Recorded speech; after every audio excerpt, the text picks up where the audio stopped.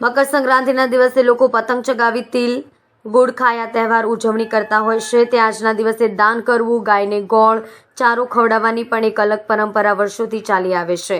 સંક્રાંતિના દિવસે તલ ગોળનો અનોખો મહિમા હોય છે। માણસો દ્વારા ઉજવાતું આ પર્વ ગુજરાતમાં ગાયને ઘાસ આપવું, પૂળા ખવડાવવા, ગરીબોને બ્રાહ્મણોને દાન આપવું, પતંગ ઉડાડવા, જલેબી ઊંધિયાની ઝિયાફત માણવી ઉજવણી કરવામાં આવતી હોય છે। નોંધનીય છે કે 14મી જાન્યુઆરીએ ઉત્તરાયણ ઉજવવામાં આવે છે અને આજે છે, પરંતુ સૂર્યદેવનું મકર રાશિમાં પ્રવેશ અનુસાર જોવા જઈએ તો ઉત્તરાયણ સોમવારે છે।